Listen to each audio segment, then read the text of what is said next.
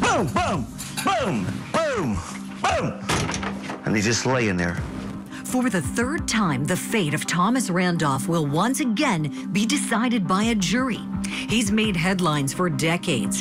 Dateline NBC calls him the widower. Looking into Tom Randolph's past, we learned that he'd been married 6 times and that 4 of his wives were dead. These women come up dead. He comes up with money. Put your hands on your head right now.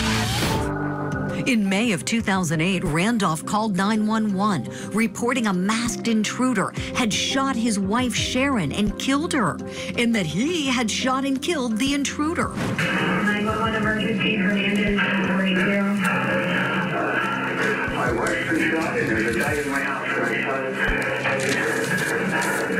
The masked man was actually Randolph's handyman, 38-year-old Michael Miller. Randolph gave police a walkthrough of what he said happened. She gets out, closes the door. She goes on in, starts walking in, I open it up. I get right here and Sharon's laying in the floor, face down. I reached right up here, got the gun, and about that time he's right up on me.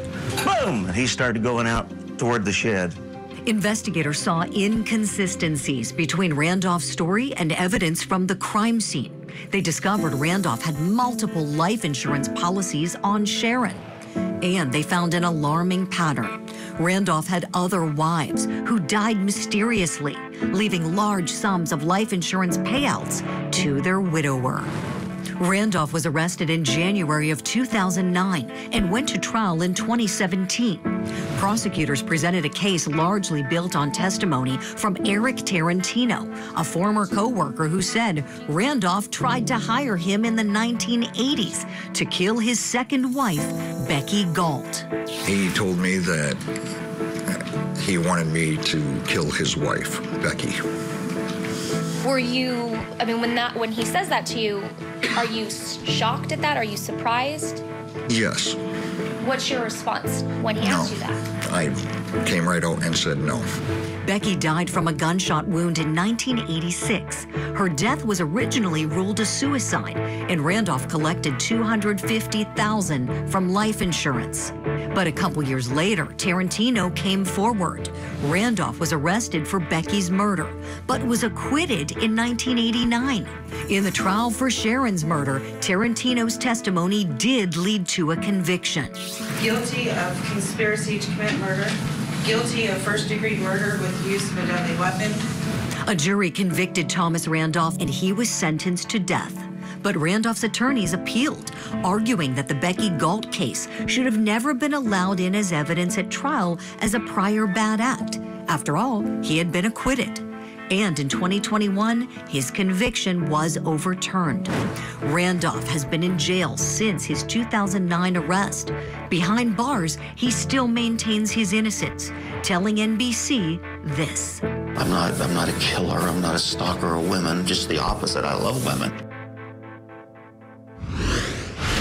Attorneys are due back in court Monday for a motions hearing ahead of Thomas Randolph's new trial, which is slated to begin on August 9th. Still with us, we have Joseph Tully. Joseph, weigh in on this, please. I mean, when you have prior bad acts, as a judge who had to decide that sometimes, it was hard. You have to decide, and you know if you make the wrong decision, it goes up on appeal, it can be reversed. So you really have to look very carefully at the law to decide if you make that right decision. In this case, it wasn't the right decision. Correct, yes. This is a really interesting area of the law. So normally speaking, prior bad acts can't come in, but it can come in for certain things like motive, lack of mistake, intent, planning, common scheme. So in other words, if somebody has a history of robbing banks, you can't bring that in if they're on trial for bank robbery. But if they left a red scarf at each bank, you could bring that in. But on the other hand, it's sometimes judges hold that things are too relevant. It's too much on point and too prejudicial. And that's apparently what the appellate courts did here, is that they said, look, this is too prejudicial. It shouldn't have come in, and it cost the prosecution a conviction.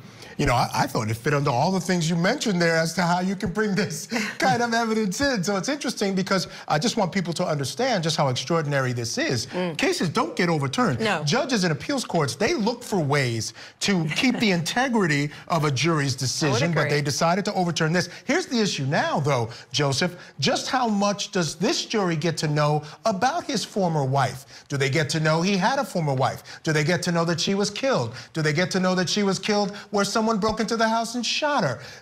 How much do they get to know? Where does the judge draw the line? Well, I see Judge Ashley shaking her head side to side. I think the prosecution is going to be a lot more cautious, a lot more conservative, and I think a judge is going to be a lot more cautious and a lot more conservative. So I think that the prosecution won't be asking to admit as much stuff, and a judge won't be as willing to admit it. So I think it's going to be very, very, very fact-specific and much more limited during this retrial. I would agree with you, and I was shaking my head no, because I thought, judge is not going to go there. They're going to be really specific about limiting as much as they think they have to keep it safe, right? But having said that, if they don't get to use that evidence, I don't know what all the evidence is yet, but based on what I've read and seen, I'm a little concerned the state may not have enough evidence, or it may present an opportunity for the defense to say reasonable doubt, because you can't put all this together. So what do you think, Joseph, about that piece? Does it drastically affect the prosecution's case potentially? Well, yeah, I think here, if nothing from his past comes in, they've got a much harder case, other than maybe forensics and inconsistencies and what we were just talking about with the other case. If the facts don't match the allegations, and in this case the defendant's statements to police, they've got a good shot. But the case gets a lot more reduced for the prosecution if they can't bring in the past conduct. You know what? I'm going to go to the esoteric right now. Everybody online, a lot of people online are talking about his appearance. Joseph, you got to get the guy a haircut, don't you think, before he sits in front of a jury? Definitely. I think, first appearances are, the most important appearances, and that holds true in a courtroom just as it holds true on the sidewalk or at a job interview. So I think that they'll definitely have to, figure out what kind of look they're going for in terms of presenting him to the jury. Yeah, I mean, it's overwhelming, and online, people are noticing that, talking about the way he looks. And as we've heard thousands of times here, that's important. It is important, and the jury's going to notice it too. Good, bad, or indifferent, they notice everything the minute you walk in.